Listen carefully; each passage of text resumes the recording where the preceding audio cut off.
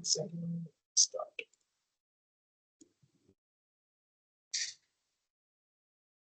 I'm sharing my screen now. Okay, hello everyone. So today we'll be starting with AWS IAM, and IAM means Identity and Access Management. Okay. So let's see what that is.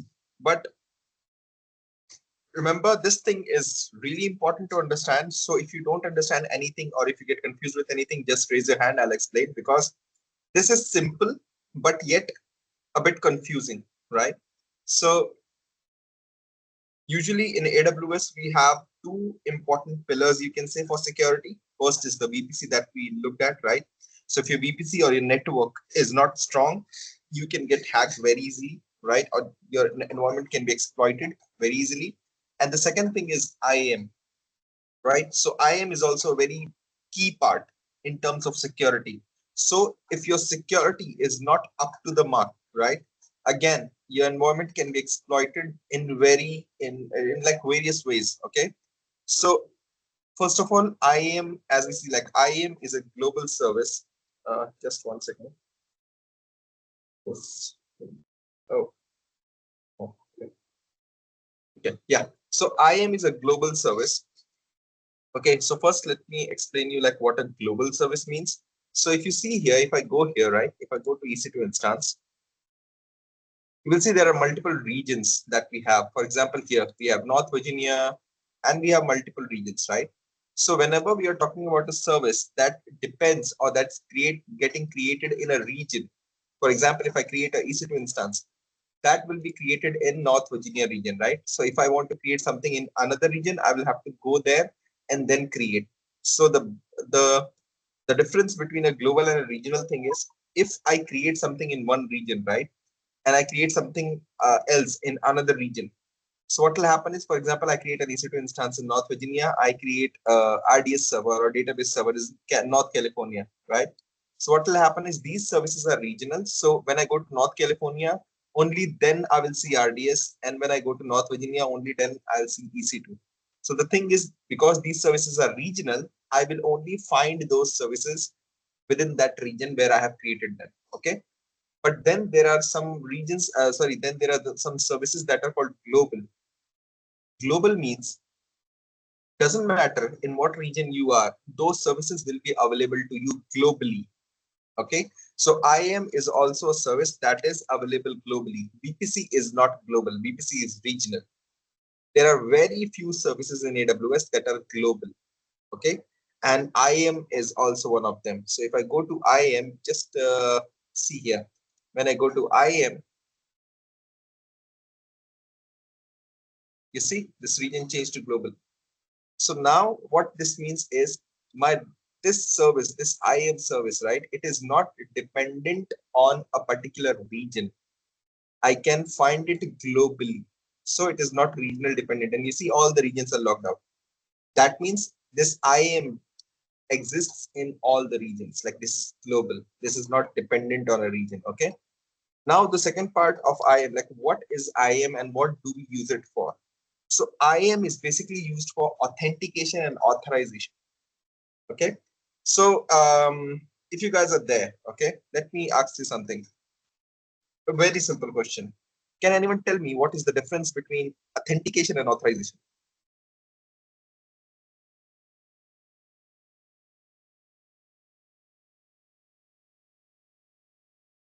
Anyone wants to try? What is the difference between authentication and authorization?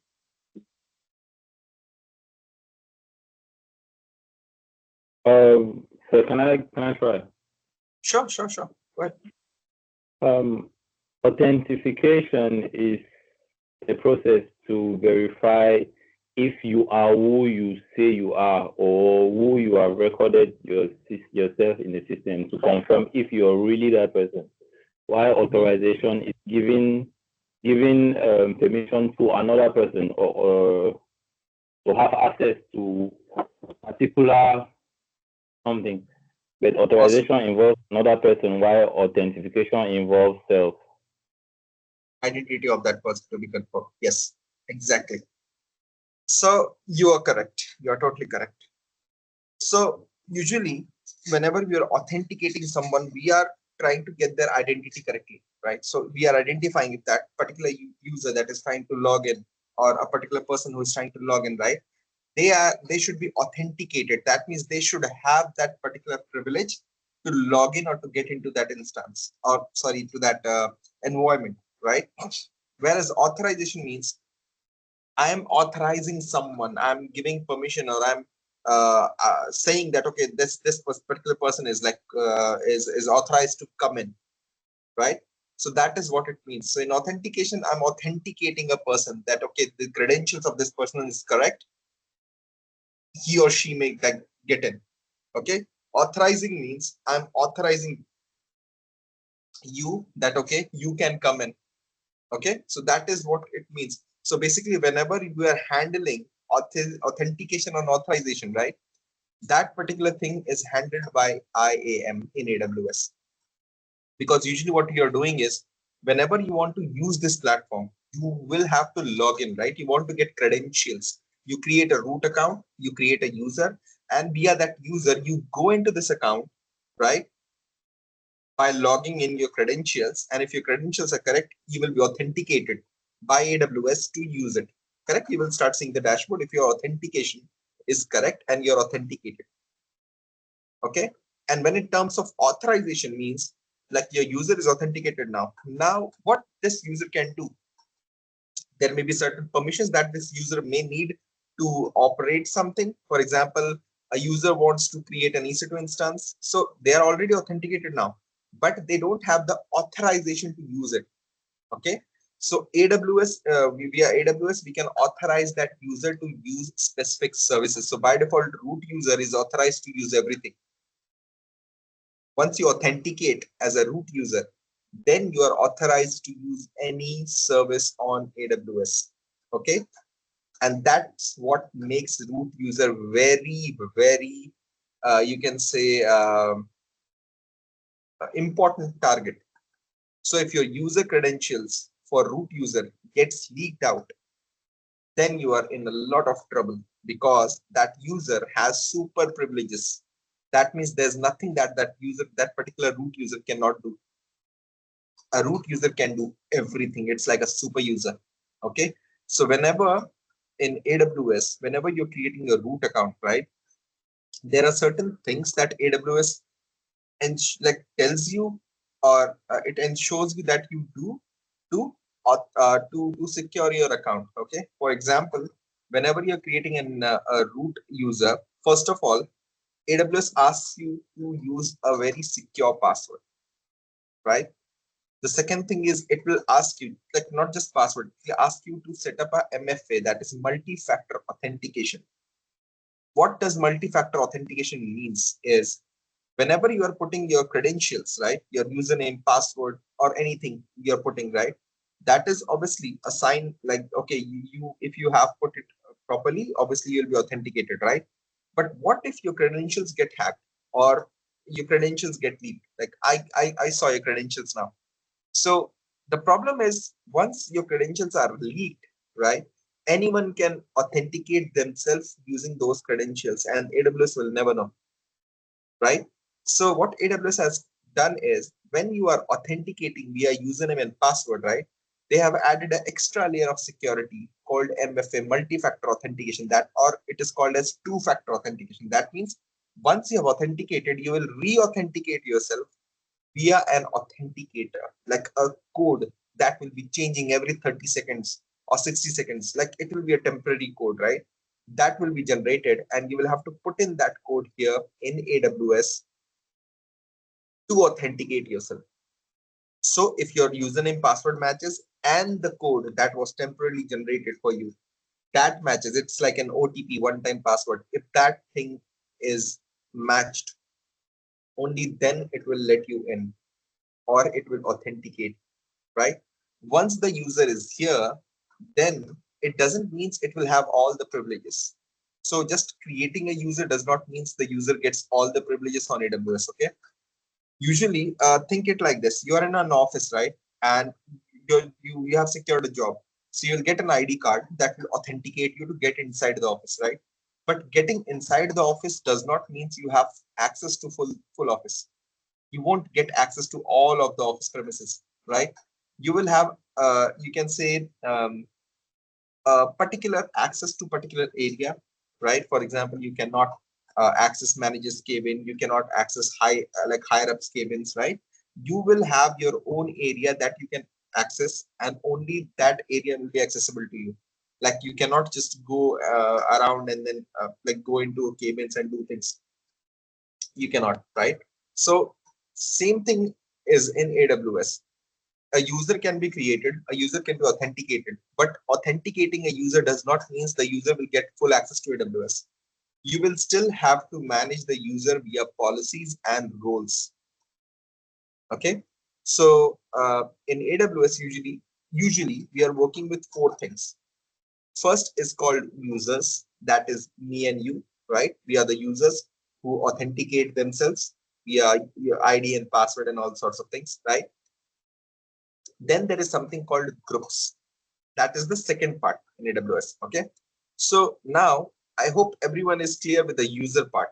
Like whenever you create a user account and whenever like as a root user, you are a user, right? Anyone authenticates themselves via ID and password, via MFA and all sorts of things, right? They are users. They are considered as users. So as a user, you will have a ID and password and you can log into this management console. This is called a management console.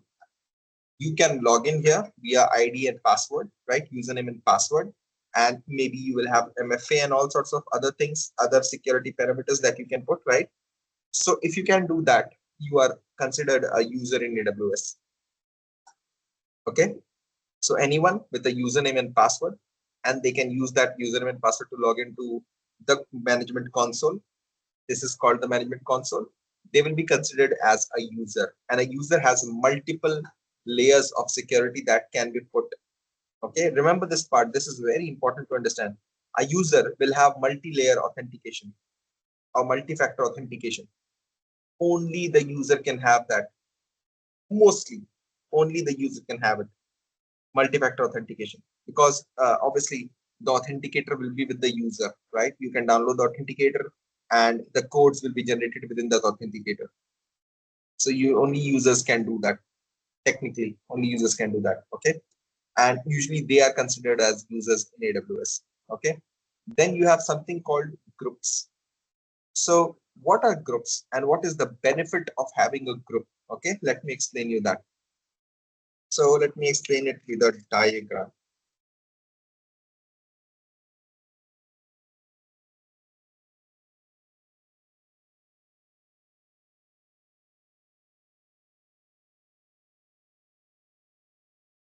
Okay, I may want your involvement into this. Okay, guys. So for example, I have a user, right? And I have groups. So now I have a user, like one user is here, right? And maybe call it user one, right? I have given this user certain permissions. Okay.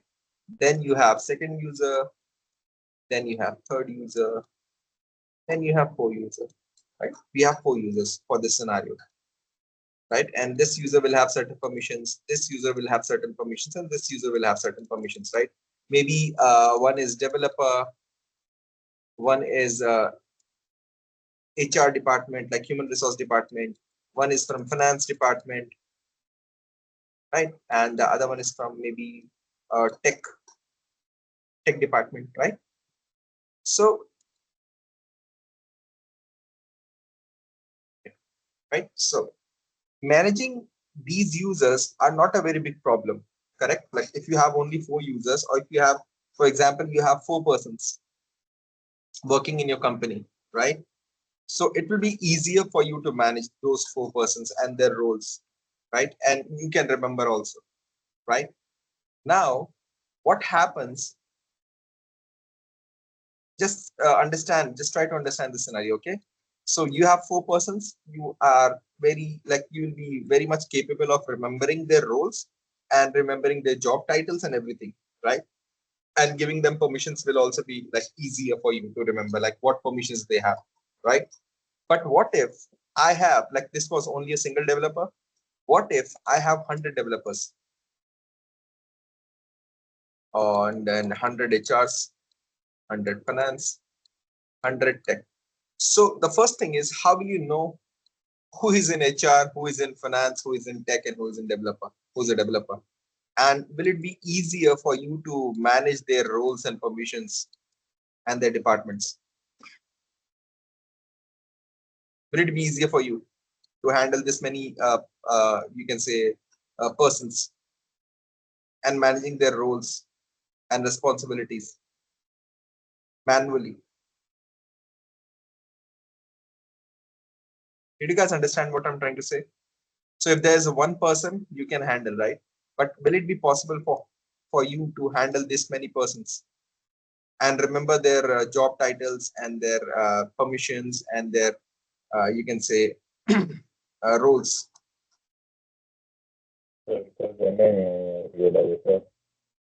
Is it technically possible? Like, can you remember all these things? Are there like 400 persons in your company? You cannot. Usually that's technically not possible, right? You cannot remember all 400 persons. So usually what we do is, in companies, what we do is we assign groups to them. For example, we say, like, we don't have to remember. What we do is we tell that, okay, these 100 people are developers, right? Just give them developers permission. Like, maybe where developers set, let them be there, right? And they can only access that particular area. These persons will go to HR, and obviously they will have this HR permissions, right? So what we will be doing is we'll be creating their area. We'll be creating an area for HR. We'll be creating an area for DevOps. We'll be creating an area for, like, vice versa, like different teams, right? And all the teams sit there, correct? So in this case, usually what happens is we don't need to remember their names and roles. We just remember, okay, this is developers team, this is HR team, this is finance team, and this is tech team, right? And remembering, it's like one person now. This whole team is like a one person, right? We give this team this particular permissions. That's easily rememberable, right? Developers has this many permissions. Again, easily rememberable, right? Finance and just like tech, correct? It's easier to manage them like this. Once the team gets bigger, correct? We divide them into teams and we decide their cabins, we decide their places, right? And it's easier to remember their works and their roles. Am I right? Like, did you understand this point? What I'm trying to say? So rather than handling single person, we handle or we group them into a team, and then remembering their permissions and their roles is easier. Then you don't have to remember individually. Is that clear? Like, usually that is what we do, right? Or in companies, like, is done. Usually in classes also. Like, this is class A, this is class B, this is class C, right? That's how we work when we have like a lot of persons to manage.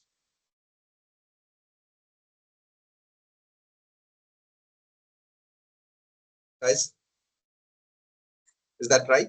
Like, that's how we do, right? Yeah. Yes, sir. Okay. No, I was just hoping that you guys are understanding what I'm trying to say.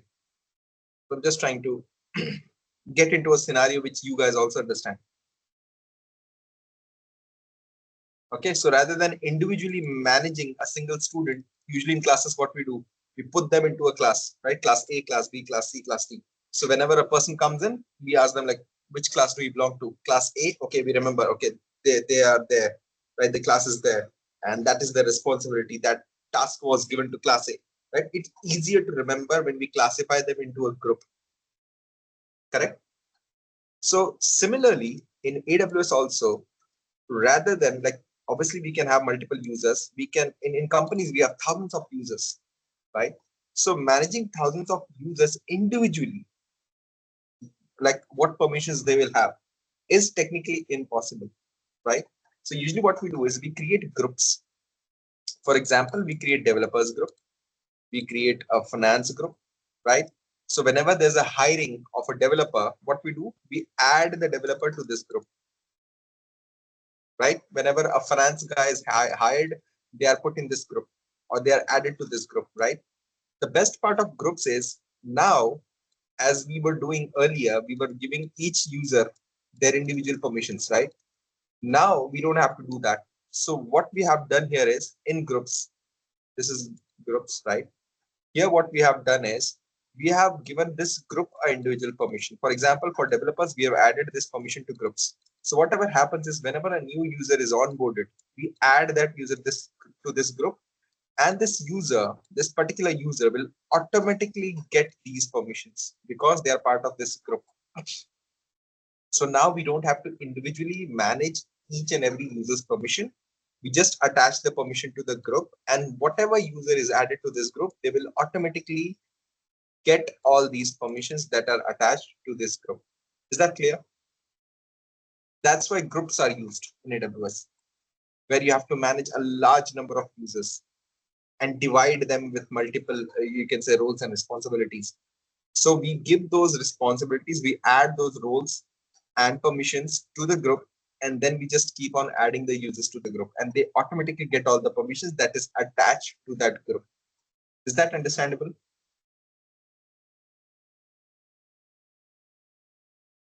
Yes. Just like we were managing the office, right? So I hope users and groups are clear to you guys. Yes, sir. Okay. Now the third thing is, like, usually we have three things. We have a user, we have a user, we have a group, and the last thing is we have something called roles. So again, let's do a recap. A user is someone who can use username, right? Username and password, correct? And they can use this to authenticate themselves to log into the management console, right? Management console, they can log in. Oh, spelling mistake. Okay, no worries. They can log into the management console, correct? And groups are something like you can add the users to the group, and then again they can do the same thing, but still they will have all the permissions. So we can handle multiple users, right? So this is just for multiple users. They will still have these functionalities, but now we can handle multiple users. Multiple users, right? Now roles are a bit different. Okay. So let's get into a scenario. For example, you have created an EC2 instance. Okay. So you have created an EC2 instance. And the problem in AWS is, like, not a problem, but technically a security feature, you can say, that any service, anyone, by the way, any service, any user, right? Anything. If they want to use anything else, for example, this EC2 wants to connect to RDS or anything, maybe something else, right? Or maybe S3 service or any other service in AWS, right? If those services want to talk to each other, right, they will have to be authenticated first. All these services needs to be authenticated by default. Remember one thing, remember one more thing. By default, each and every service is isolated to each other. They first need to authenticate themselves. Otherwise, they cannot connect. Okay. So for example, I want to connect my EC2 to S3. Still, they are part of the same account. They are part of the same, you can say, region, right? But still they cannot connect until they are authenticated and they have the permission to connect to these services apart from themselves. So EC2 can connect to EC2, that is not a problem. But if they want to connect to a different service, they will have to authenticate themselves. There are multiple ways to do that. I will come back to that. But remember one thing, different services in AWS cannot talk to each other, or anything in AWS, right? Cannot talk to each other without proper authentication. Okay. So now tell me one thing. This is an EC2 instance, right? And this is a service. Can anyone tell me how will this EC2 will be authenticated? Because it cannot have a username and password, and it cannot use, it cannot go to management account and log in. For example, EC2 instance cannot open this dashboard and log in via the username and password because there's no user for that. So how do these services talk to each other? Does anyone have any ideas? How do we do that? or how these services talk to each other, or how they authenticate themselves?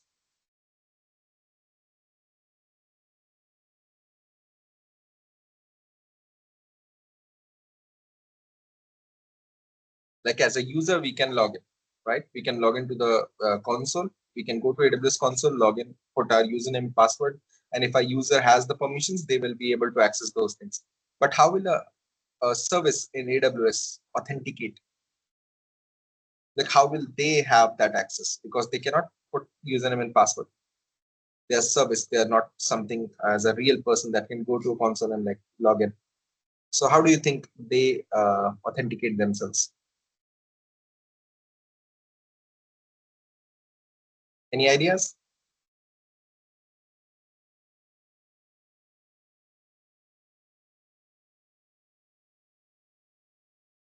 How do you think like how do you think they do that without username and password? Because they cannot. So you guys should try. You try to say something. Try to talk. Say something so that you learn from your mistakes. Try to say something. Just think like, because see, technically they cannot put username and password, right? Because otherwise you will have to have a user to do that.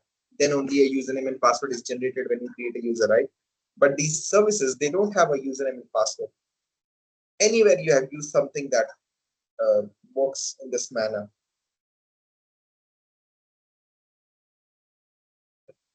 How do you think So, they so, do that? so I think I think the server authenticates them. Okay. Like what kind of server?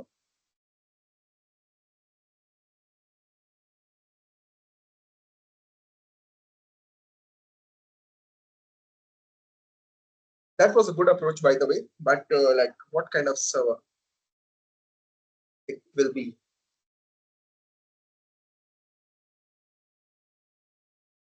Uh, I think the server that EC2 runs on. Okay. Okay, good try. Anyone else wants to take a guess?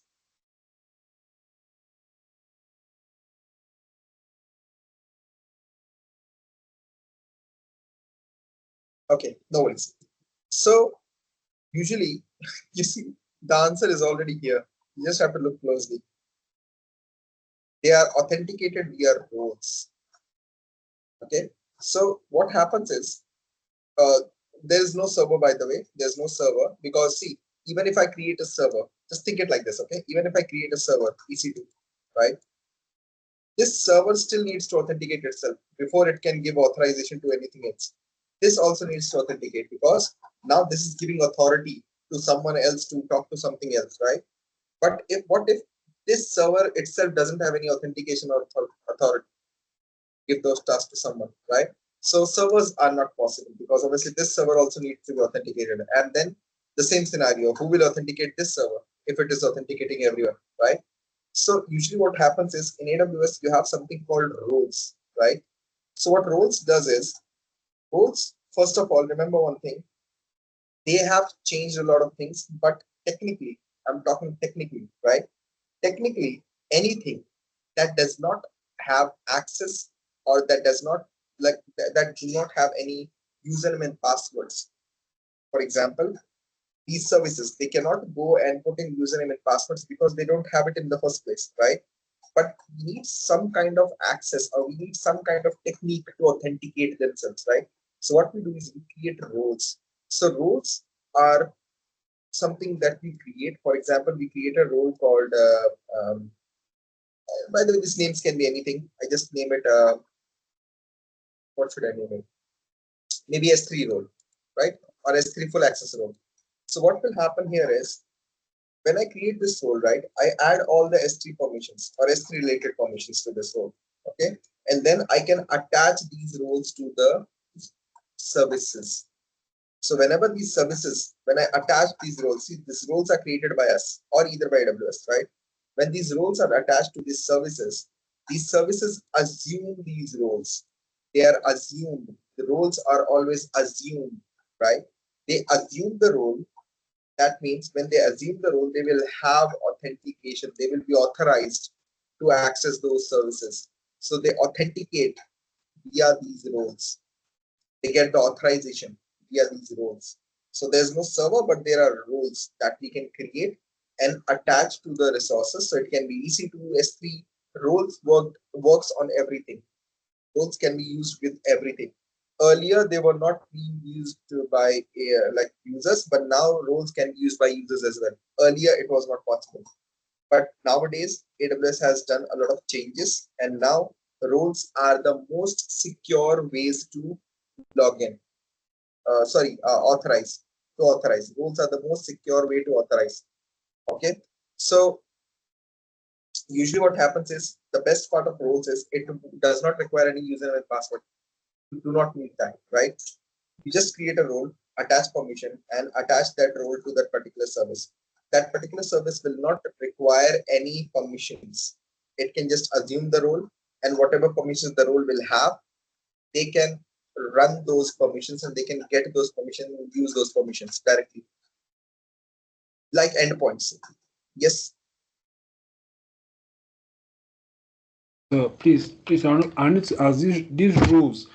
Are we the Uh-huh. one creating the rules? These rules that we're creating, right? Are we the one creating the Uh-huh. rules, or the rules have already been created by the So AWS? yes. So as I was saying, right, these roles can be customly created and some roles are created by AWS as well. Okay. So as I said, anything that is created by AWS is called AWS managed, right? And anything as a user we create, it will be custom roles. Okay. It will be called customer managed. Okay. So you can create your own role as well, and you have AWS managed role as well. The only difference in here is like where the security comes in, right? Whenever AWS is creating roles, they are generic roles.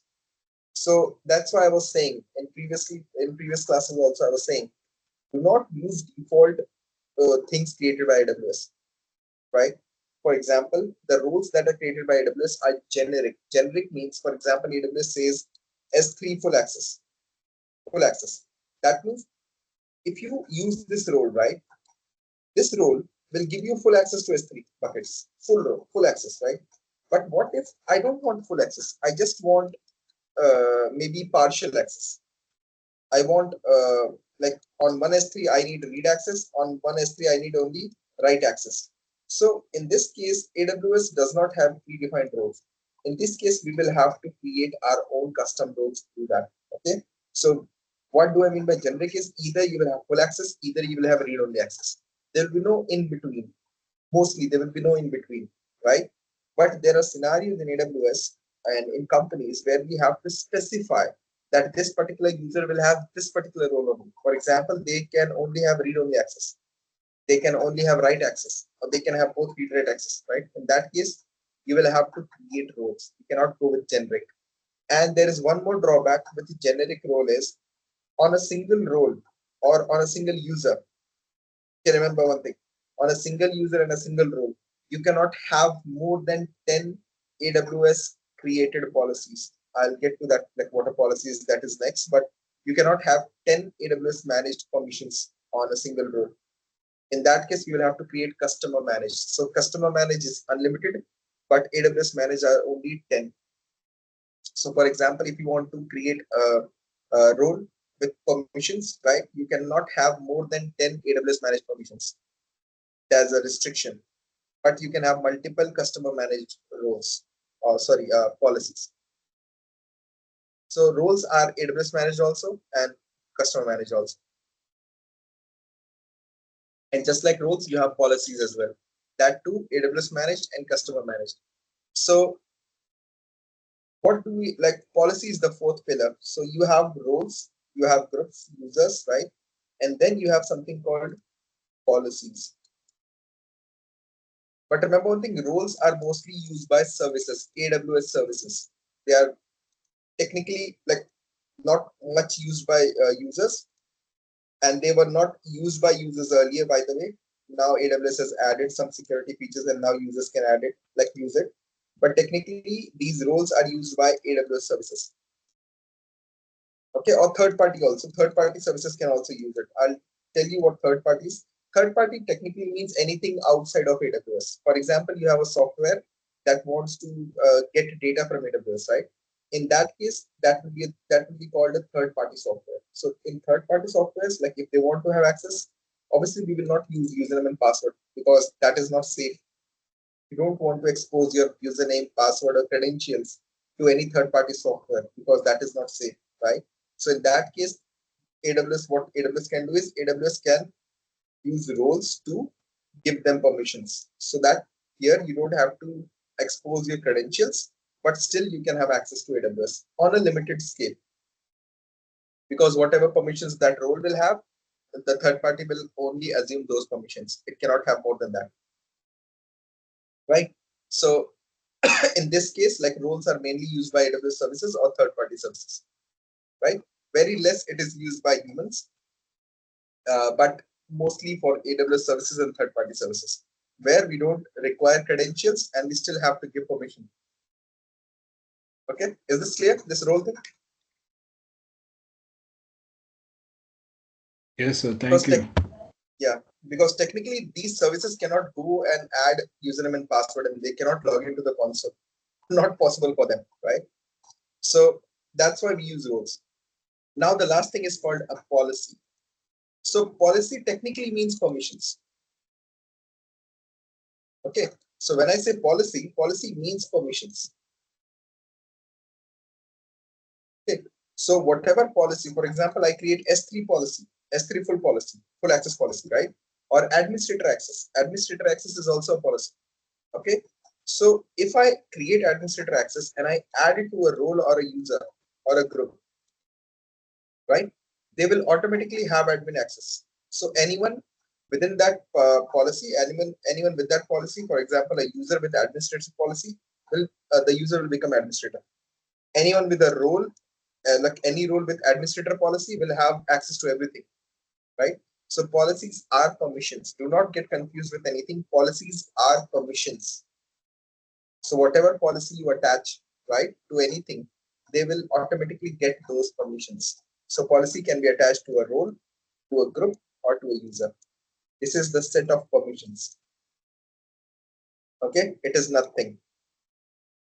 It is just permissions. So whatever permissions you will add, they will automatically get those permissions.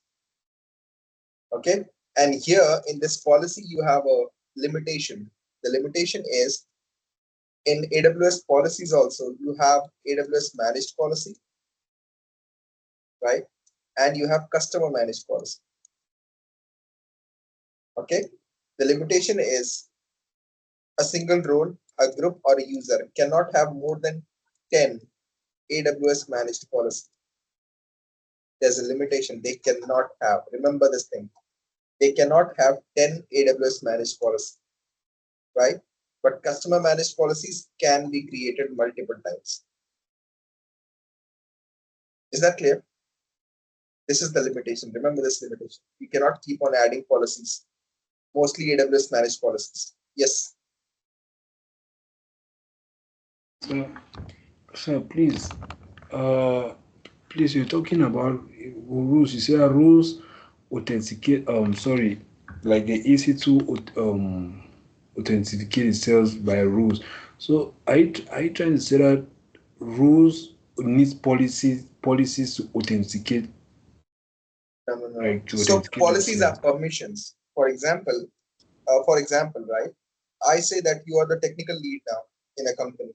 Correct? You're a technical lead, a tech lead, or you are an administrator of a company, right? So administrator is a role, right? But Yes, what sir. roles, like that role, what permissions it grants you? That role will grant you some permissions, correct? Like you have permitted, you have the permission to go to this thing, to go to that thing, to use this thing, to use that thing, correct? It will have permissions. That role will come with certain permissions. Am I right? Yes, sir. So policy is that permission. So for example, I say this particular role, tech lead can handle this team, tech lead can do this, they can do that, right? Those are called policies that are attached to your role. And those roles are assigned to you. Now you can handle and you can use all those permissions and policies that comes with that role. Is that clear now? Yes, sir. Yes. And then there can be like policies that are made by the company and then there's policies that you make within the maybe the group or within that particular place, right? And then that will be customer managed, and whatever the company has created, that will be AWS managed. Is that understandable? Like, did you get that point? What I'm trying to say? Yes, I've understood. Thank you very much. Yeah. So that is what permissions and policies are. Okay. Okay. Now, let me give you a hands-on. So this is the main thing what IAM gives you. These four things. If you understand these four things, you understand IAM. Okay, let's see in working how they work. Okay. So let me start with a user. Let me create a user, like how to create a user, and then I'll show you group, how that works, and then vice versa, like multiple things. Okay. Okay, let's start with the user. So here we create IAM user. Either you can go here, it will give you like this the dashboard that tells you like how many roles you have, how many policies you have, how many users you have, and how many user groups you have. By default, anywhere you will not have any groups, any user groups. You will have to create one. Okay. Let me start with the user and then I will go on with the user group. So when I go to user, you can either go from here or you can go from here. Click here. You will see a user. This is my user that I'm using. This is cloud user and cloud user. Let me create a user called test. So this is a test user, right? Like this, just like this, you can give anyone access to your AWS account. That's how you give access. I'm just showing you how you can give access with permissions and other things. You will see that. Okay. So whenever you want to give anyone access to AWS, to your AWS account, this is how you do that. You go to IAM, you create a user for them. So whenever creating a user, there is two kind of authentication by default for a user. An authentication is maybe, let me remove that. Yes. So I was saying that usually a user, right, have two kinds of authentication. One is called a web authentication or a UI authentication, web UI authentication, or maybe you can also say console access. Console access. Console access means they will have username and password and they can use that to log into the console. This is called a console, this web UI, right? So if I use this, if I click this, then I'll have to create a username and password. You see, if I don't click this, then it does not ask me for any username and password, right? And it says this is optional. So by default, AWS tries that anything that you create should not use a username and password because that is insecure. Because if your credentials get leaked, obviously you will be hackable, right? So one access is this console access where you get username and password. Here you will have username and password, right? That you can put to the console and log in. Okay. Then there is something called a CLI access. That is console login. Console login means you will have a terminal access like this. Like this. I can access via the terminal, but I cannot go to this place and access it. Usually, this terminal access is given to is given to the developers who code, who deploy things. For example, I'm deploying something from Terraform, right? I'm using codes. I'm not going to log in. I don't need to log in. I use codes, right? In that case, okay. How many of you know about API keys, access tokens, like keys and tokens? Do you know what that is? API keys, access tokens. Anyone have any idea about them? What is access keys, access tokens? So please come again. So I was saying, like, do you guys have idea what an access key or access token is? Access key, access token, API keys, those things.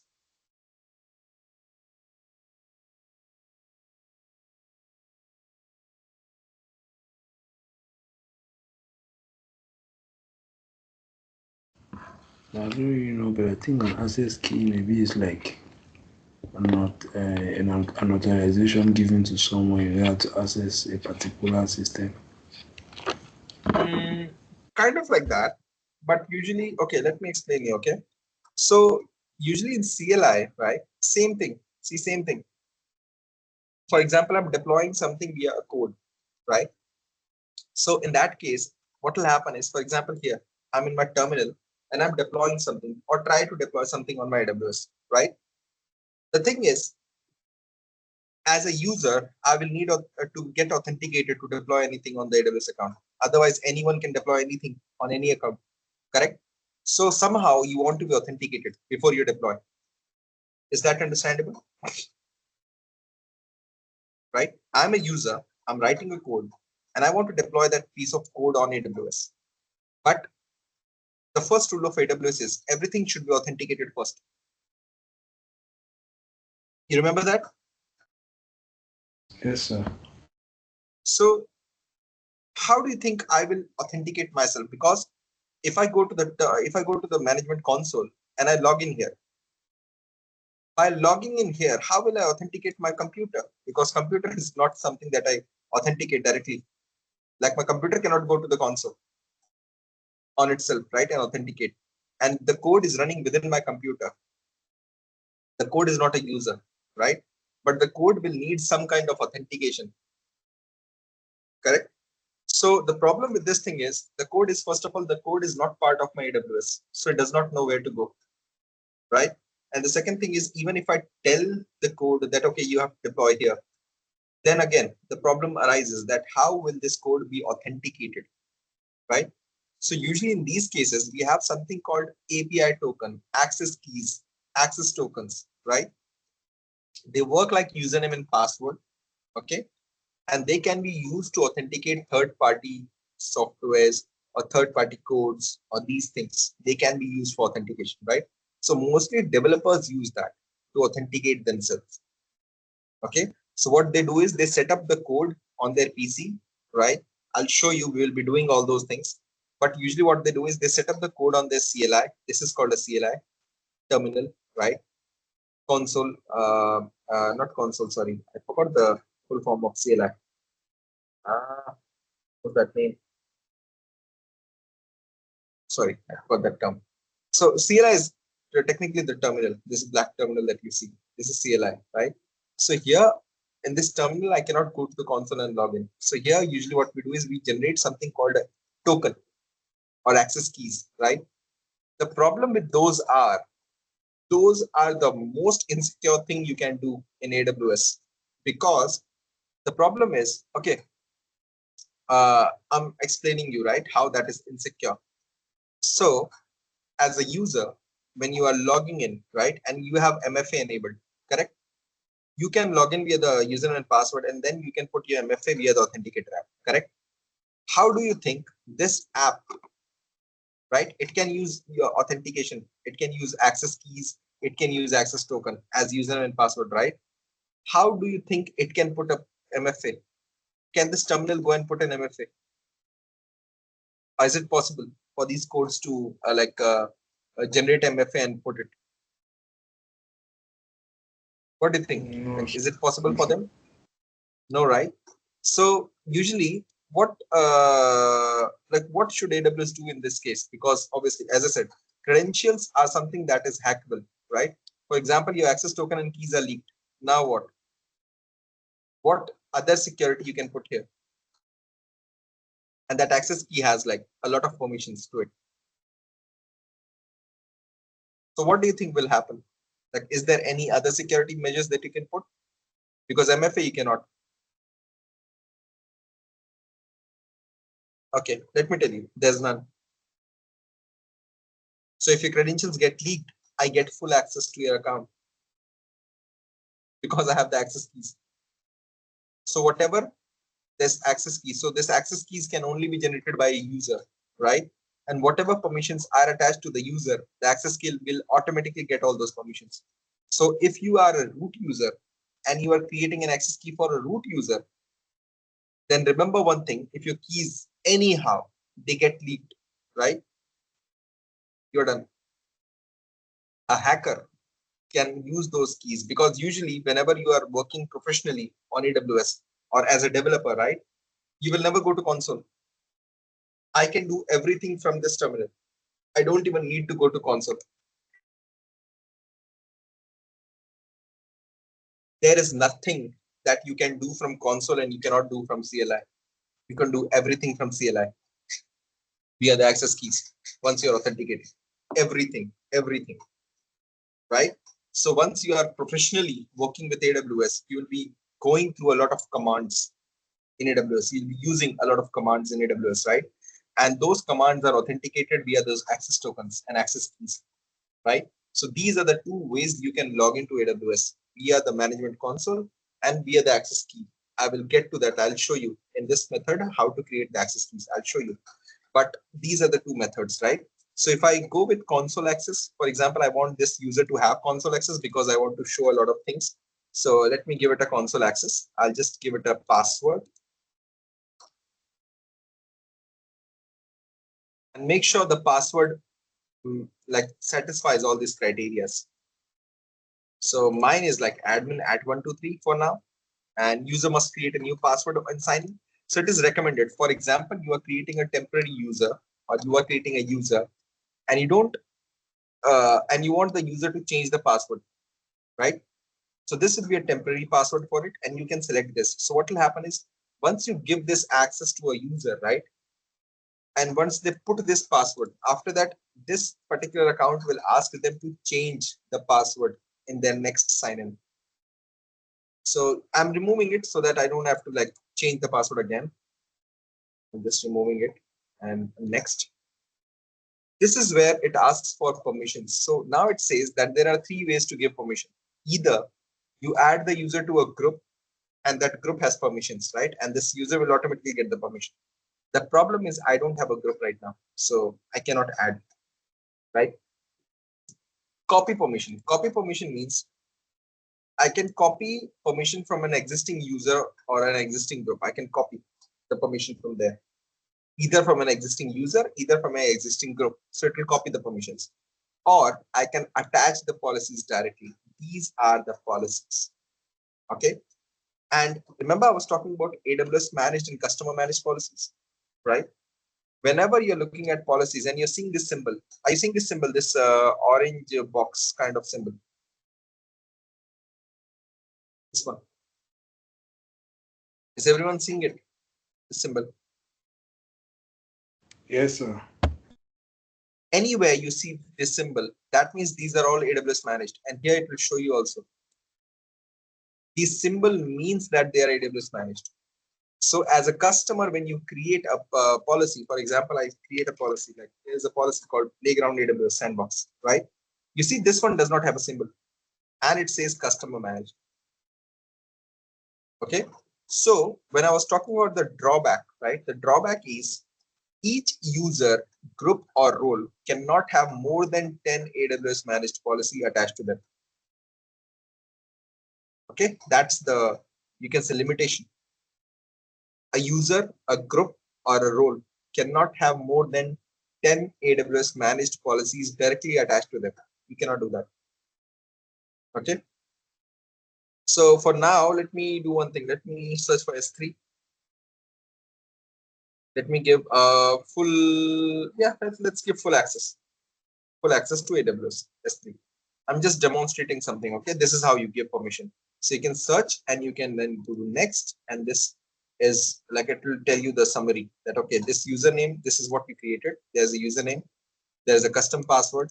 Password reset is not required. They can keep on using that password that you have created here.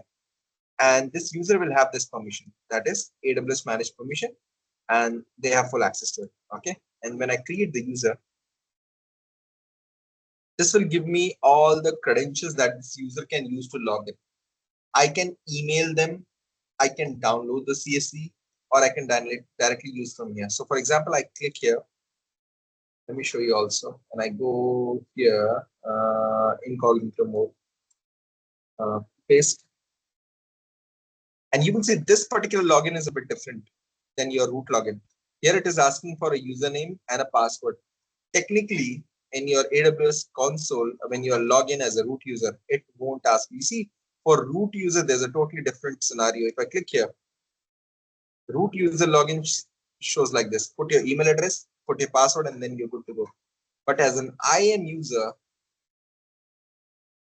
I have to put my account ID, I have to put my username and password. So username was test, let me put that, and password was admin@123. Let's see if I am able to log in. Oh, I am able to log in now. And here you will see the user name called test, right? Let me change the region to Virginia. Here, you see this username is coming up. So here usually the username shows up and the account ID.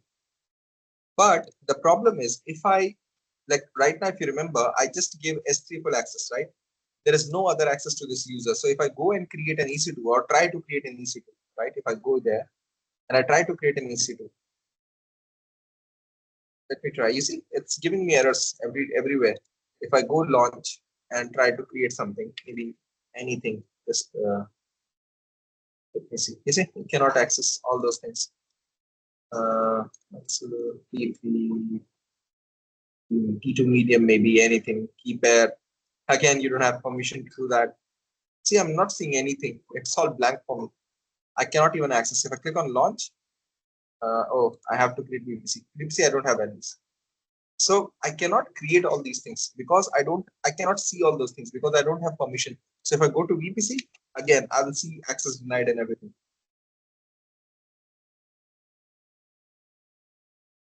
You see, retry there. A lot of paid permissions. You are not authorized to perform this thing. But remember, I have S3 full permission. So if I go to S3, I should be able to see everything, create everything, do everything. You see, here I'm not seeing any issues or permissions. You see, everything is cool for me. I can create a bucket and everything. Everything is good for me. Maybe let me create a bucket. Do anything and create. So it's letting me do. You see, it's letting me do. I can create a bucket and everything. So because this user, right, is only authorized to do S3 tasks, like it has only S3 permission, so it can do only S3 things, right? It cannot do anything. So just like this, we create users, right? But now, what if, let me remove the permission from this user, this S3 permission, let me remove that. Now, if I go back to the user and refresh,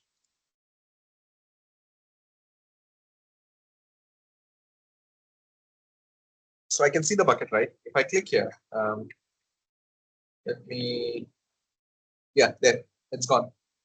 It takes a bit of time to reflect, but it's gone. I cannot see. You don't have permission to list buckets, right? Now let me show you the group thing, how group works, okay? Now what I'll do is I'll create a group. Let me just name it, what do I name it? S3 group. Just name it like that, okay? Use the user, like which user will be the part of this group. And this group will have what permission?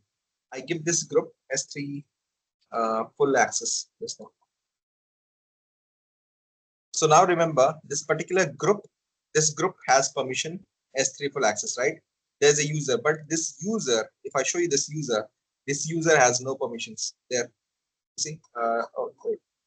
Oh, yeah, this user has permission because of this thing group, but this user individually does not have any permissions. It has permissions because it is attached to a group, but individually it does not have any permissions, right? So now if I go back again and I refresh this thing,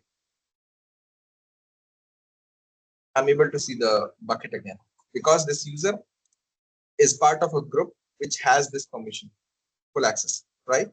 So that's how usually we do like groups and users, right? You can create a group, attach different policies to that group, and then attach users to that group. So what will happen is whatever user is added to that group, even if that user does not have any permissions, right? The group permissions will automatically be like given to the users. So the users can use those permissions until and unless they are part of the group. So if you remove a user, for example, if I remove this user, if I go back to the group and I remove this user from the group, right? And I remove it. Now if I go to the user, let's see if it still has that permission. There, no resource, zero policies. And the moment I add the user,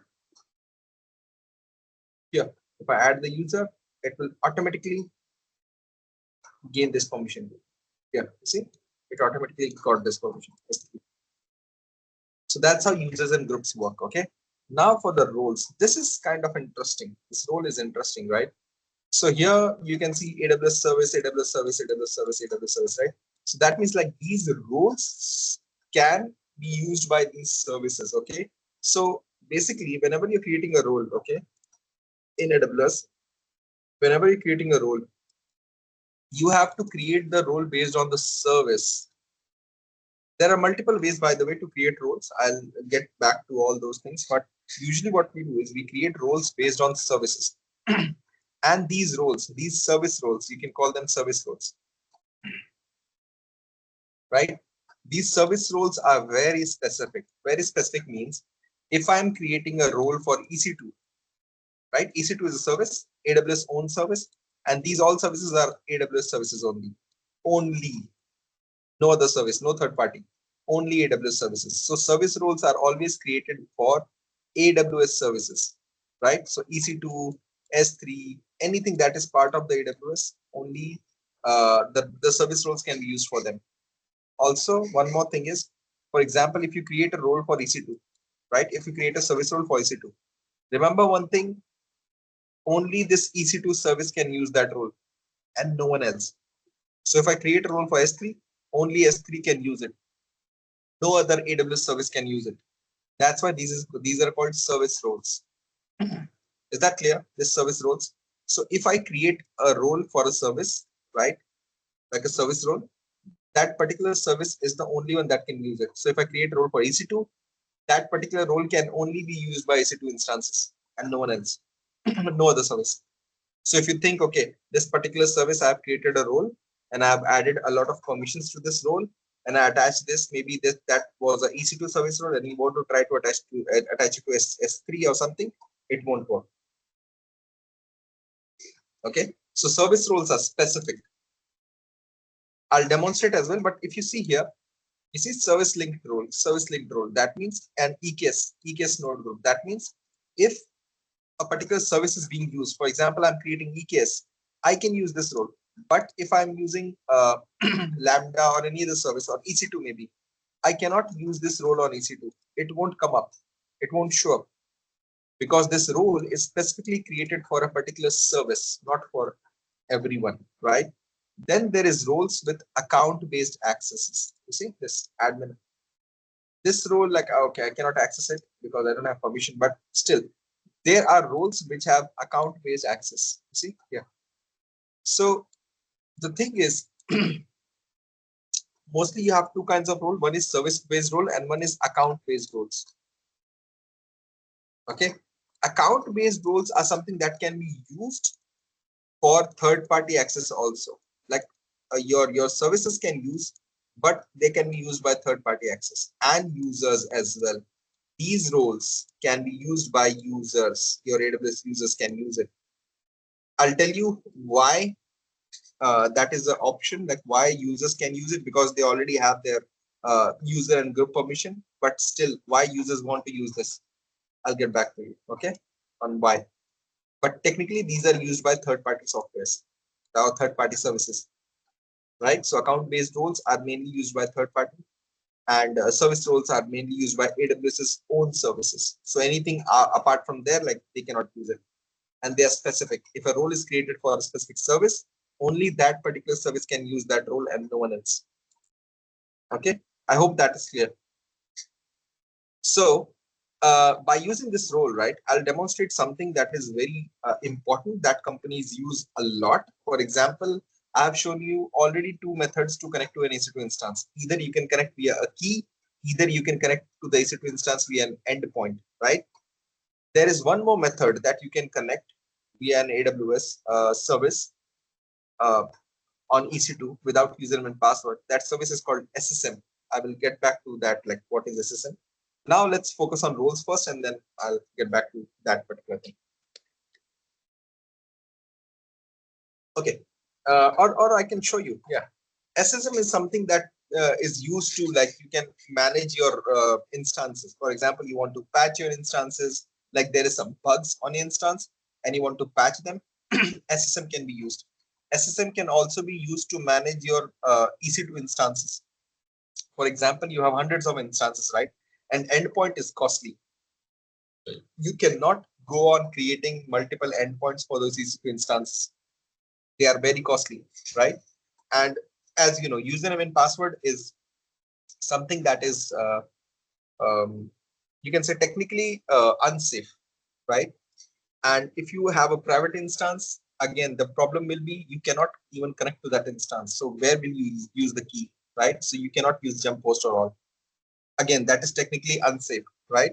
So there are two safest way to connect to an instance. One is the endpoint, but that is very costly, and one other way that is free of cost, and that is what companies use everywhere. And that thing is done via a role, okay?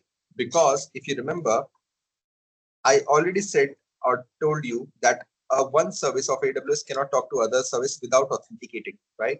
So what we are doing is we are trying to connect our EC2 to SSM. SSM is also service, but they cannot talk to each other without proper authentication. Okay, so let me demonstrate a role, how a role works. Okay, so let me create a role first of all. Click on create role, and I'm creating this role for EC2. Okay, you see AWS service. This will be a service based role. This will be an account based role. I will come back to identity and all. That is for later. But these are the main two things that you will be using every day. Okay, so let me start with these things, and then maybe tomorrow we cover this thing. This one. Okay. So AWS service-based roles, we will choose EC2. So when I'm choosing EC2, right, that means this role is now assigned to EC2. Only EC2s can use it. No one else can use this role. Only EC2 instances can use this role and no one else. Okay. So that's why it is called service-based roles. So only EC2 can use it. But you see, there are multiple other EC2 roles as well. Like these are called sub roles. Sub roles means um, some specific roles. They are already configured. So here I have to configure each role with permission, right? But these are pre-configured with permissions. This one is a generic one. Like all EC2s can use, but still you will have to add permissions. But these ones already have permissions. For example, if I create this EC2, right? If I do next, see what happens. If I do next, it is asking me to give permission, right? But if I go back and I click this one, a sub role, and click next, see it already has a permission. And that is what we need.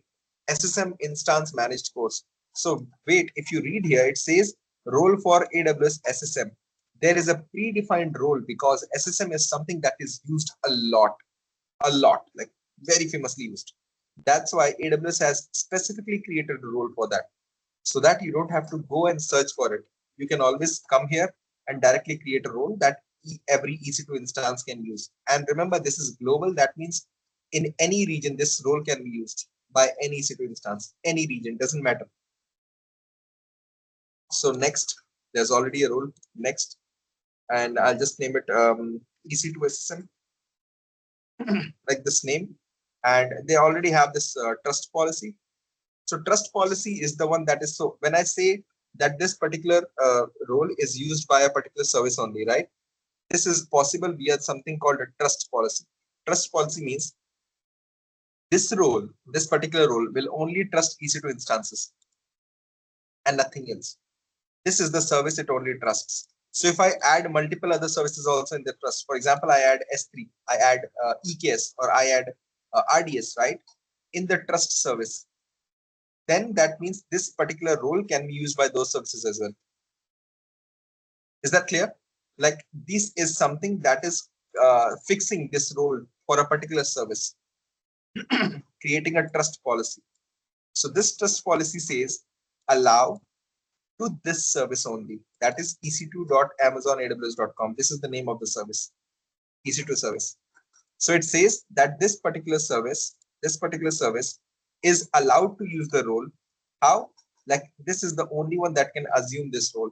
No one else. EC2 service is allowed to assume the role. That is how this thing is read. So this particular service is allowed to assume this role. Okay, on only this service can do that, until and unless you specify multiple other services.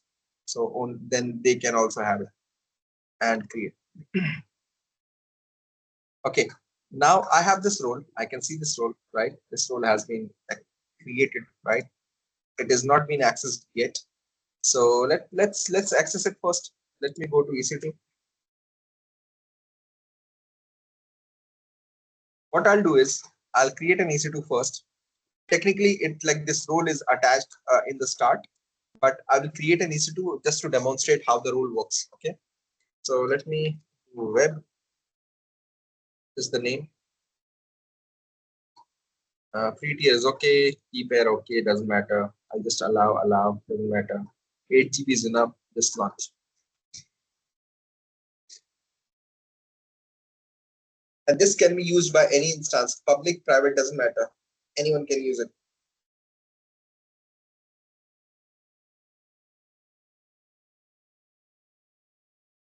And this is what companies also use, like this method that I'm going to show you.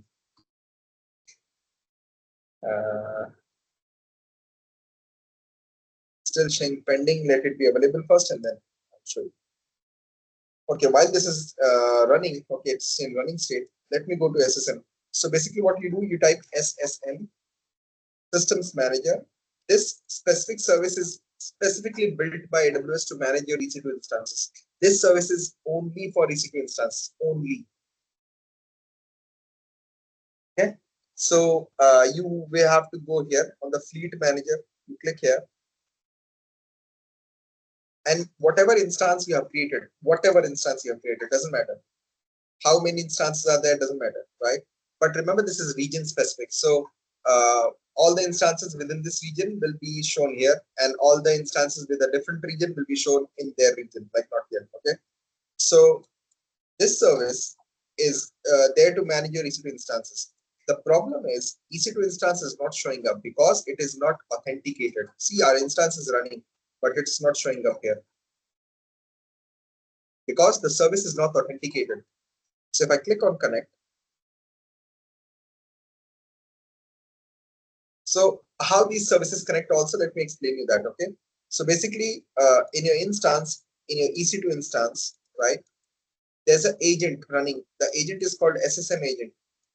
And remember one thing, this agent is already pre-default configured. It is configured automatically. This agent is already there. You don't have to do anything. It is pre-installed here. But the problem is that it is running also by default. But the only problem is this agent cannot authenticate to connect to SSM. It cannot, right? Because the problem is when I created the instance, there is nothing for it to authenticate. So if I would have added the role in the start when the EC2 instance was provisioning, right, then it would have worked. But now what happened is I have created the instance, but I have not added the role yet. So that means it cannot authenticate. It does not have any means to authenticate and connect here. Because by default, AWS isolates everything. It blocks everything for security purposes. So like, what is the security purpose? Let me explain you that as well. So for example, a hacker gets in the EC2 instance, right? And if this EC2 instance, like by default, if AWS has given the access to all the services to talk to each other, right, then every service will be compromised because now internally AWS is giving you the permission or giving your services the permission to talk to everything, right? That means all the services are compromised. But just to secure that, what AWS has done is it has locked out all the services until you authenticate. Okay, so until EC2 is authenticated, it cannot connect to any other service, even if the service is within that same account, even if that service is like within the same region, it cannot connect until it is authenticated. And the only means of authentication is roles. Okay, so once I've created the role, uh, yeah, I'm connected, right? If I do sudo npm update, it will show up. Sorry. Yeah. This is running fine, right? But here I'm still not seeing anything. If I refresh, I'm still not seeing anything. So now what? So usually I can do AWS SSN agent restart. I always forget the restart command. So usually I need to see like the status of the agent, like what is the agent doing right now? Why it is not able to connect? So agent is like a proxy in between. So agent is gathering data EC2's data and then sending it to the SSM. But the problem is agent is not being able to authenticate to the SSM because AWS restricts that. So once we attach the role, the agent should be able to talk, right? Let's see the status. So if you see, we are running an Ubuntu server. So this is the command. There, this is the command. That's why it's like very hard to remember this one. This is a very big command. So if I go back and run this, clear this and paste, and you will see it says this agent is running. The agent is active. It is running. But the problem with this thing is, it is saying that retrieve credentials, no credentials could be retrieved. Like this agent does not have any credentials to authenticate. So in this case, see, there are two ways. As I said, we can use access keys and tokens also. We can use that. But again, access keys and tokens are not safe. They can always be leaked out, right? Whenever you have a password, that means that password can always be leaked, right? There's always a chance that the password can get leaked, right? But in roles, you don't need to use password. You don't need to do that, right? Because roles does not require password. So what I'll do is I'll just go to the instance like action. I will go here, security, modify IAM. If I click here, there's no role right now. So what I'll do is I'll just, you see, when I drop down, the role is showing me because this role is specifically created for EC2 instances. So if this role was for something else, if I created this role for Lambda or something else, this role will never show up here, will never show up in the dropdown. It is showing up because this service specific role is for EC2. So I choose this and update. The role is there now, right? But what happened? Like, is this instance again coming up? Like, what is the status? Let's check the status. You see system CTL status and then the name of the service. Okay. So if I check the status again, still the same warning, failed to connect. So what happened here? The thing is, whenever the agent is running, right, it's running continuously. It does not know I have attached the role. It is always in the previous state. So whenever these things happen, what do? You restart. So for example, think it like this. Your PC is running, right? And it is glitching out. It is hanging. What do? You restart the PC and then it starts working fine, right?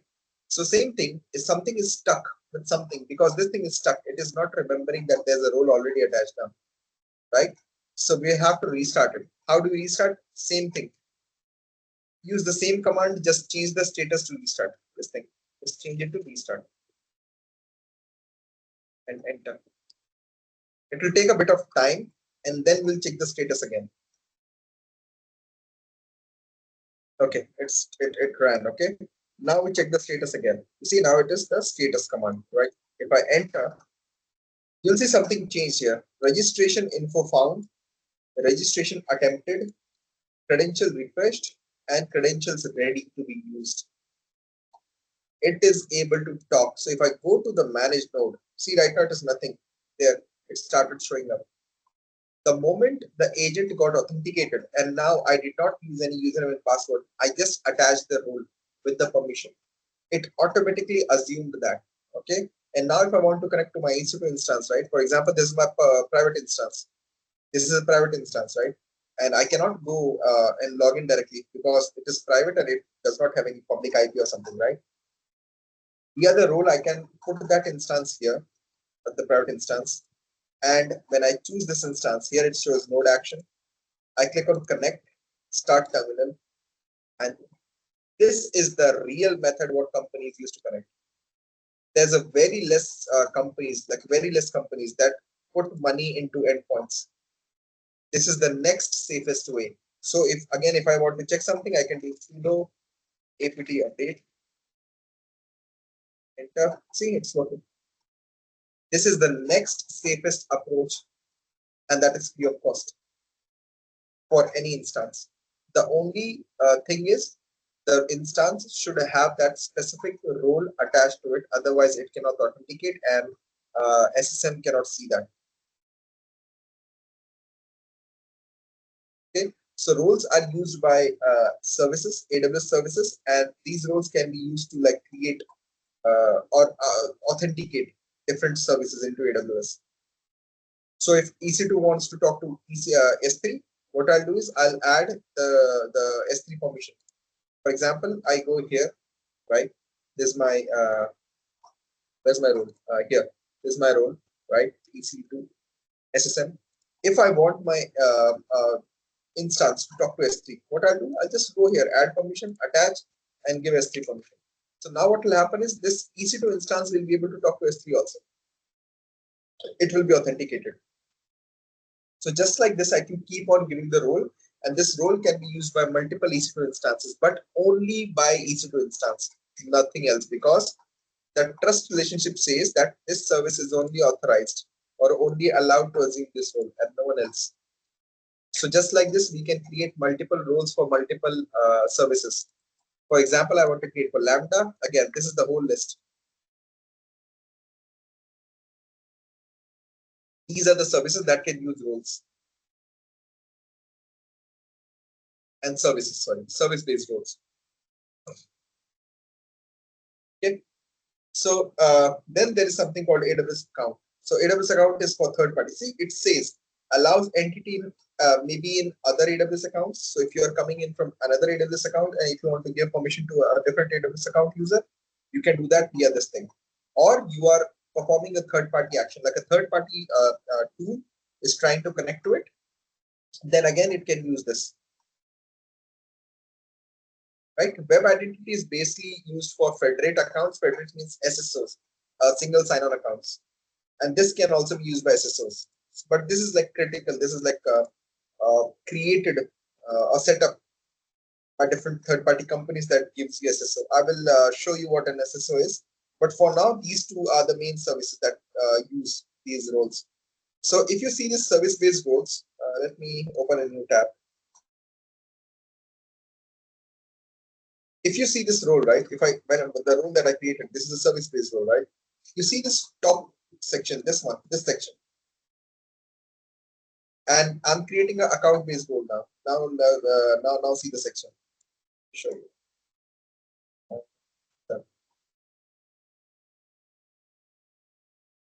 Here. So I go to AWS account, right? I want to give this account only, like permission to this account only. Nothing in. I don't want all these options. That's okay.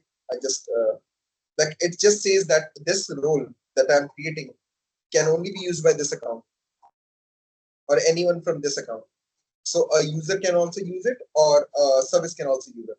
So if I do next now, and what permission? Let me give it S3 permission again, S3 full access.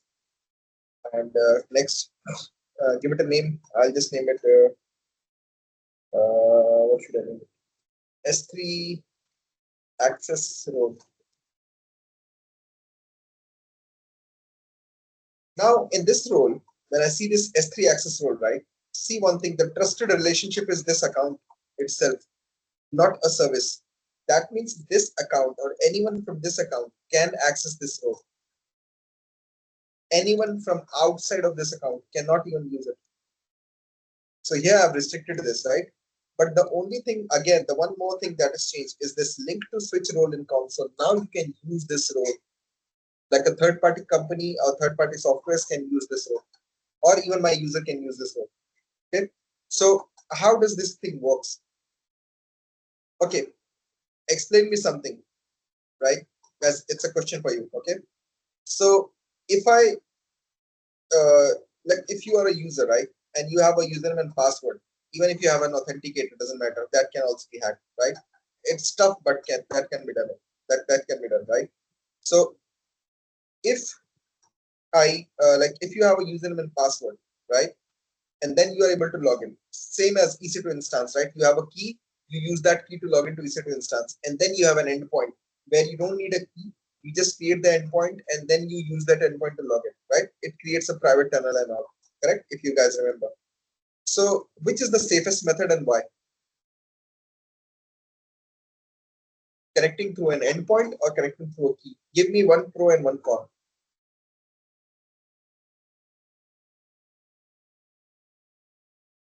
This is my EC2, right? And you have a key and you have an endpoint because both can be used, right? So which one is the best and why? And the safest? Which one is the safest and why is that safest? That's the question. Anyone wants to try? We have already done this thing. That's why I'm asking.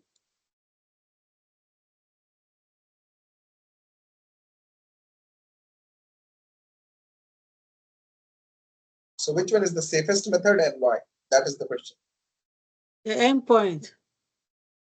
Yeah, but why? Like the why is also the part of the question. Oh. You are correct. And It's the because it endpoint, has but a why? password plus an access key. No, endpoint does not require any password. You have No, done I the mean class, remember? the IAM. No, like I'm talking in terms of key and endpoint. Which is the safest? So Key and endpoint is the endpoint. safest. Yeah. But why is the endpoint safest and not the key? Mm. Yeah, that's the question. Like if you're Okay. saying that okay, endpoint is the safest, then why is that safest? Why is key not safest?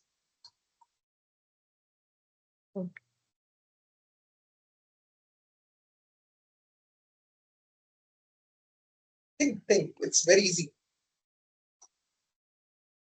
I already gave you a hint. Endpoint does not require any password to log in. It can directly log you in. But that should be the unsafe option, right? Yes, Why it is considered the safest? the endpoint does not require password, right? Passwords. No. But To directly if it log does you in. not require password, it's not supposed to be the safest. It's not supposed to be Yes. the safe one. Exactly, It's but unsafe. it is. But it is. It is the safest. Really? Yes, it is the safest. There's a reason behind it. That's why I'm asking. Why? Why do you think this is the safest option? More safe than your key. Mhm.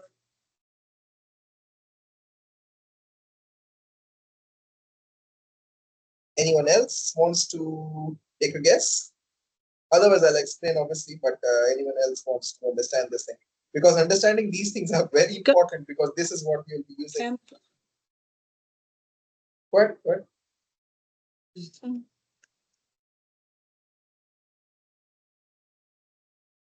Okay, no worries. Okay, no worries. Let me explain, okay? Listen very closely, okay? So, Yes, sir. whenever you're using a key, right? So, think it as your home key, right? The key can always be lost. Am I right? The key can always be lost. But the problem is, and key can always be like copied, or multiple things can be done with this key, right? And if I have the key, I can always access the EC2 instance directly, correct? With this key, I do not require to go through AWS. Am I? I can directly log into the EC2 instance. Is this correct? Like you understand this point, right? Yes. You do not Yes, require sir. any AWS authentication. But endpoints can only be accessed via the AWS console, right? Or you should be inside the AWS VPC. So both the conditions requires you to be authenticated from the AWS first. So first of all, you're already being authenticated, right? Via a role, via access key or anything. You are getting authenticated first, right? Second thing, that is the first point of authentication, right? Second thing is endpoints create a private tunnel. So anything that is going via a private tunnel. All the connections are encrypted and they're going through a private tunnel. So your EC2 instance and your user, right? Your user and EC2 are end-to-end encrypted via a tunnel connection. You get the idea? That's why you're already authenticated on the AWS, right? Then why do you need a key? You're already there. You're already authenticated. To understand the point. So if your AWS infra is authenticated and secured, right? That means within that particular area, everything is secured. Even your connections are secured. You're already authenticated. Then why do you need a key? Okay. So if I to think like this, right? Think like this, a magic. Okay. Again, you can say your AWS keys can be hacked, leaked, right? They can be misused. Is this correct? Yes. then again, what's the meaning of having an endpoint, right? It can always be hacked, correct? But what if I use a role? Remember, roles also does not require any keys. Remember, I was just showing. In an EC2 instance, I attached a role and it was able to access the SSL, right? I did not put any password or anything. I just created a role with a permission in it and I added that role to the EC2 instance and it worked. It did not ask for password or anything. It authenticated internally, right? What if a Yes. user can use a role and then it can use the SSM and EC2 and everything? You won't require any password, correct? And if Yes. you don't have any password, can you lose it? You don't have a key. So if you don't have a key, can you lose that key? No. On the whole thing, if I'm getting authenticated via a role and then I'm using an endpoint to connect, I did not use any password, any username or anything here, right? So is there a chance I can miss anything or I can leak anything here? And the best part is on role, I can specify that only this user or anyone from this account, only they can log in, no one else. So what I can do is I can create a user. I'll show you that. I'll create a user, right? I will add that user to the role. That user will not have any permission. So even if your user get hacked, right, no one will be able to do anything because the user has no permission. Okay, but that user can assume a role and then get a permission. Are you understanding my point? Outside of the office, you don't have any permissions. You don't have that authority everywhere, right? Within the office, you get some authorities with the roles you have. Am I right? For example, in your office, you are on a higher post, correct? Outside of your office, will that authority work on me? Think like this. Inside your office, you have the authority. Outside of your office, do you have the authority on anyone else?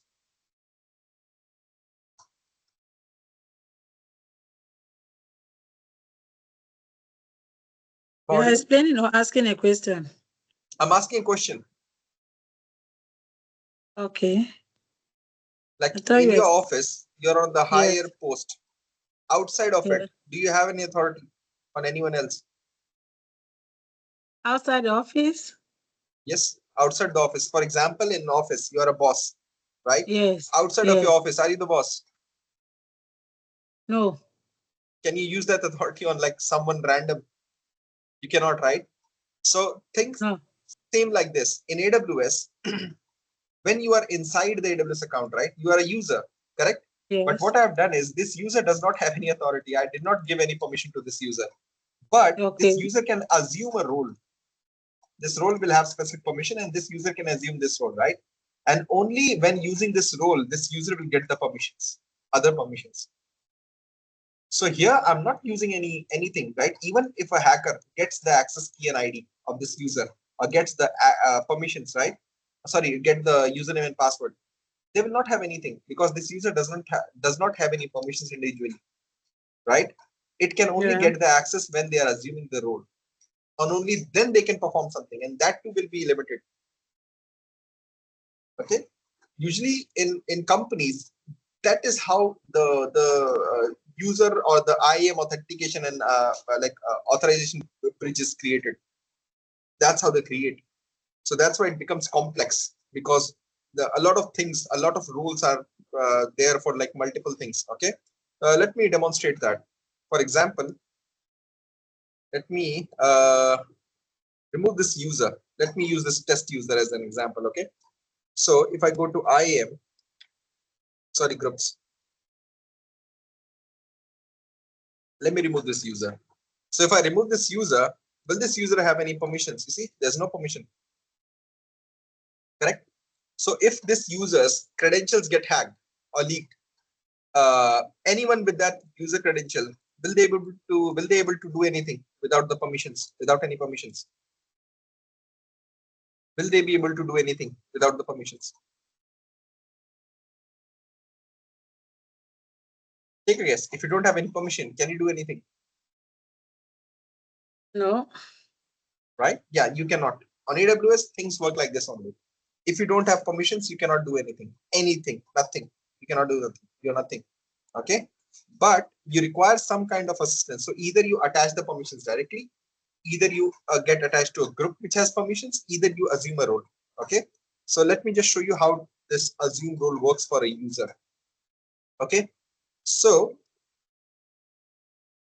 what I'll do is I'll go to that role. I have already created a role, right? With the S3 thing. Yeah, this one, S3 access role. So what I will do is I did not give the user the permission. Okay. But what I'll do is I'll just go to this. 1 second. Is that user? Yeah, here. So when I go to this user, what I'll do is I'll create a custom policy. Okay. Listen very closely. Okay. I'm creating a custom policy. Let me show you how that works. So usually when you click on add permission, you see two things: add permission and create inline policy. Okay. The difference is when I'm creating an inline policy, first of all, this is a customer managed policy because I am creating it. Okay. Second thing is when I'm talking about inline, there are two kinds of policy: a global policy and an inline policy. Inline policy means wherever I'm creating that policy will be only for that particular user or group or role. For example, I'm creating the inline policy for the test user, right? This policy will only be available to the test user and no one else can use this policy. No one else. But if I go here on IAM and I create a policy here, this will be a global policy. This can be used by anyone. Okay. So whenever you're creating an inline policy, inline means only that particular user, group or role, wherever you're creating that policy, only it will be available for that particular user and no one else. Okay. So how do you add a policy? There are two ways. Either you can use a GUI, a graphical method like this. I can look for the policy. Usually it is called assume role. I can look like this. Assume like search. I can search it. So I think STS. Yeah, it's called. Yeah, there it is. STS. I can use this. And then what this STS can do? See, like this. I can like search for it. Assume role like this. So now I have a policy called STS assume role. That okay, it can assume a role, right? So who do I want to give this policy to? All or to a specific person? I want to give this policy to all or a specific person. I can add an ARN. What is ARN in AWS? ARNs are you can say specific IDs given to roles and policies. For example, how do you know? How do we, once again, let me go to this one. Okay. How do I know I have to use only this policy? Specifically, like there can be thousands of policies. How do you specifically point out what role, what policy, what group, what user that is? And it belongs to who? So usually there are ARNs. ARNs are unique. They are not shared by anyone. For example, on AWS, how will I know that there's a role with this name? So what AWS do is AWS will give it an ID that, okay, this role belongs to this account here. This is a role / this is the name of the role. So this becomes unique. This is not shared by anyone. So these IDs are used for uniqueness because this makes it unique. So what I'll do is I'll just copy, go back here, and I'll say that, okay, this role will be used by this one. Like this, role ARN. Okay, let me remove this first. Put it like this, like the role name. I can, because everything is already there. I just need to put the name. Let me just grab the name, copy and paste because everything is already there. So I'll just create add there. So now it says that this policy that I'm creating, right, it is restricted to this role only. That means this particular role or this particular policy, right, this test user can only use this role. It cannot use anything. If I do next now, give it a name. I just name it assume policy. Next. Okay, now what happened? It is saying that this particular user, is allowed to assume this role only. The problem is this user can only use this role and nothing else. It cannot use any other role. So if I create one more role, it cannot use it until and unless I add this in the resource. So effect means what you want to do. Okay, I want to allow. There are two effects only, allow and deny. So if I deny, that means this user cannot use this role. If I allow, that means this user can assume and use this role. Okay, that's what it means. Action, what action it can perform? I can put S3 full access. I can put any action. But here I'm saying assume role, that this user should be able to assume what role. If I put a star means it can assume any role, doesn't matter. But if I put a specific role name here, that means it can assume this specific role only and nothing else. Okay, let's test how this works. Okay, always remember whenever I'm showing, right, users look like this here. The names show up like this. Test. Here you see cloud user, right? But let me show you how to use this role only. Okay, if I go back to the role here, the role can be used with this thing. Like there's a link to use this role. If I click here and if I open this role here in the new tab, if I put it here like this, see it opened. Account ID is already there. Role name is already there. Display name, maybe I say S3 role. Like this is what will be displayed. And I click switch. So when I click switch role, right, what will happen? See, as a test user, I'm already logged in, right? And test user has the permission to switch the role or assume the role. So if I do switch role here, and why you'll do see you what happens. switch? Excuse me. And why do you switch role? And why do you switch role? Because again, I'm explaining that again, okay? Because if you remember one thing, as said, a user does not have a permission right now. The user does not have a permission, right? The permission is with the role, correct? So if I want to maybe do anything on the S3 bucket, correct? The user does not have a permission. So can it do anything on the S3? It cannot. It does not have the permission, right? What I'm doing is I'm saying this user can assume this role. This role has this permission, correct? So when I'm assuming this role, I will just switch to this role, correct? Because I cannot do with the user, I can do with the role. So when I switch, right? You see what happens here? You see what happens here? The name, it's not the user now. It's the role that is doing things. S3, right? Now if I go to S3 and I go to, you see this bucket? I can see this bucket, right? But let me switch back again as the user. Let me switch back, okay? If I click here, it will give me the option to switch back as test user again, right? I click here and see what happens now. If I go to the bucket there, it does not have the permission. The user does not have the permission. But the moment I assume the role, role history here, right? I click here, switch. I have the access. You see, I did not require any password. I did not require any permission. I did not require anything. I just assumed the role and did the thing, and then I'm out. And the best part of this roles are, if I go back here, you see maximum hour session is 1 hour. That means for 1 hour, this will be accessible to me. After that, log me out or switch out again. I'll have to switch back again by putting all those permissions and criteria. Get the idea? So this is kind of a temporary access. That is secure. Yes, sir. Do you understand? Look at a role.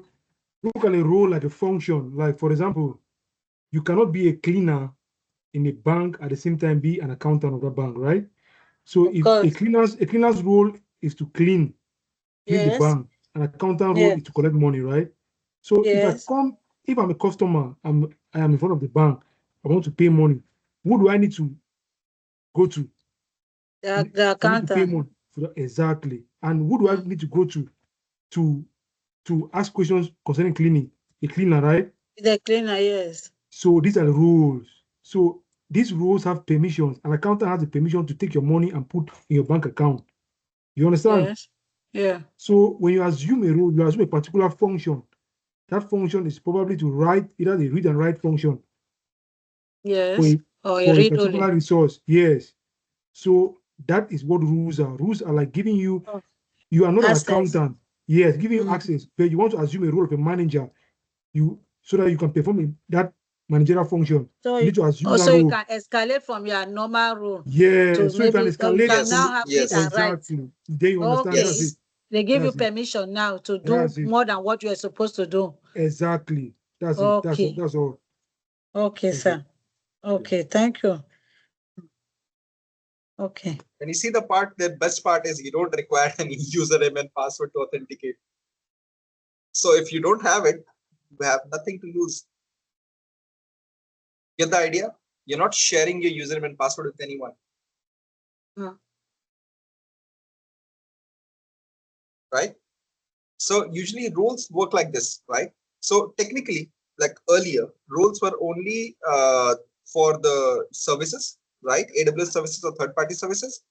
It's recently that AWS allowed the users also to assume it. It was not there earlier. It was not there, right?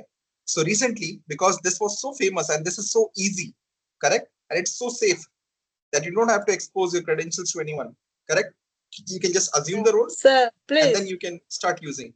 Uh-huh. can I ask another question? It might sound Sure, a sure, type, sure. Go but ahead. please, I'm just, how do we connect? Like, I just understood about the connection, Mhm. the user and the user, my switch. Okay, so Mhm. how do we link this to a cyber security analyst role, for instance? This how does this fit, or how can we put this in the role of as a cyber security analyst? What does this switch or this user and the switching, what does it got to do, or how can the analyst fit? I Mechanic, don't know how to put it. Yes, sir. I understand your question. Let me just answer her. I understand her question. Mm. In cybersecurity, you as a cybersecurity analyst, right? Yes, sir. Switching rule gives you that least privilege. You understand? Is that principle of least privilege? So you are only going to perform the functions that has been provisioned for that particular rule. Yes. So the permissions that have been provisioned for that particular rule, these are the functions that you can only assume, you can only perform on that particular resource. Like Sim was saying.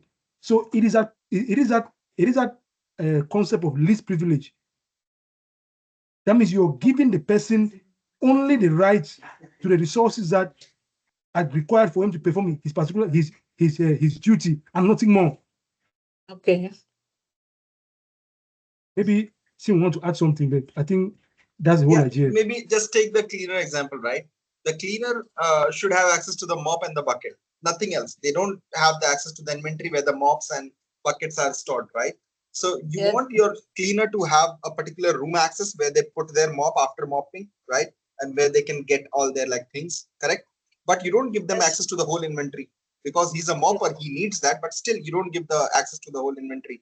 They can do anything. They can just sell all of the mops, right? They can do a lot of things. So that's why the least privilege comes in. You just give them just that many permissions that they will require to do their job efficiently. Nothing extra, correct? So as a security analyst, usually what you do is you analyze what a user may need, correct? Or what a service Yeah. may need, and then create permissions based on that only. Because if you see for my user, what I did, I created the role, right? I created the role. But when I gave the permission, I specifically specified that only this user can assume this role, no other role. This user cannot have access to any other role apart from this. Yes. So I have restricted this user to this specific role only, that this user can only assume this role and nothing else. So I've restricted it to this thing. And this role is also restricted to only S3, right? So even if you assume the role, you can only perform S3 bucket access, nothing extra, correct? So what I'm doing is I'm building layers. This is called granulating. I'm granulating the permissions between the users and the rules so that they only have that many permissions that are required for them to efficiently do their job Okay. or to do Okay. their work. Mm-hmm. Okay. You got it right? I got it. Yeah. This is where That's where AWS you see IAM at times they shines. say permission granted. So that Yes. because you request permission first before they are being granted Yes, yes, yes, because of some limitations.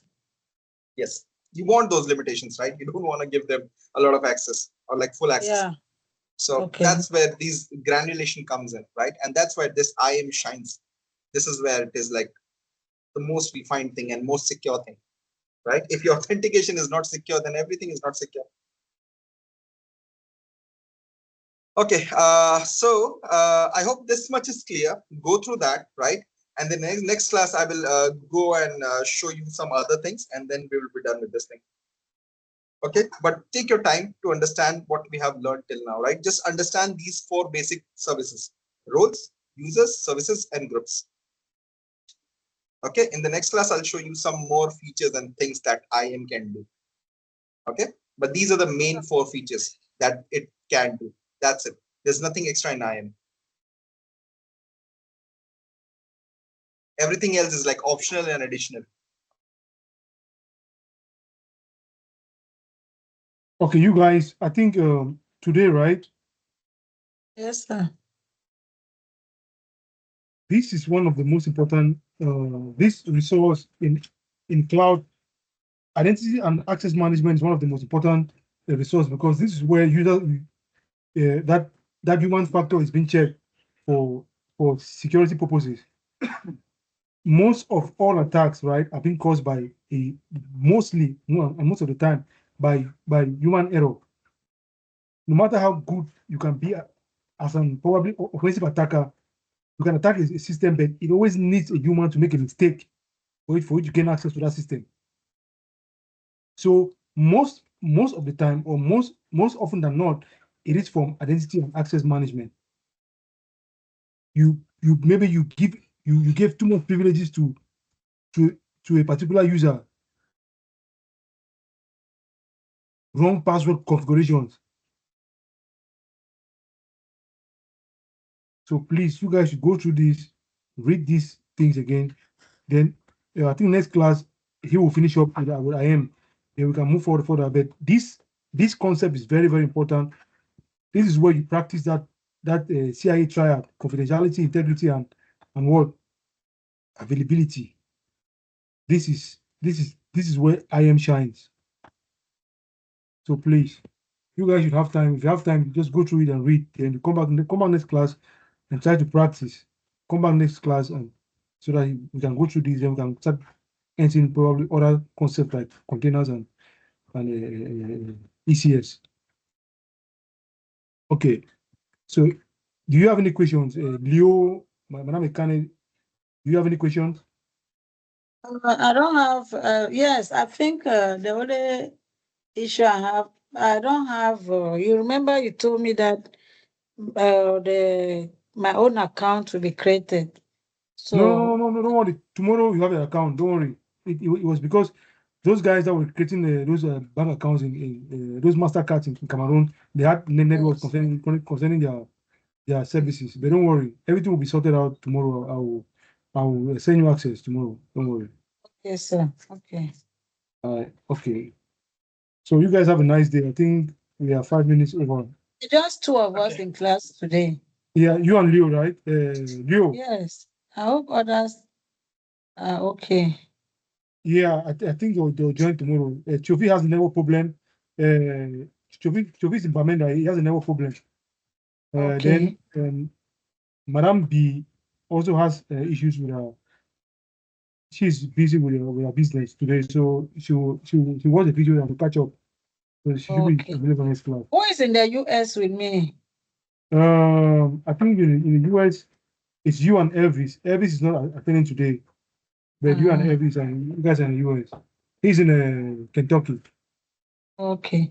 Anyway, Mhm. the good thing about this, of course, is the recording that you do. Because even Mhm. if someone is absent, you'll just be following it as if it is live.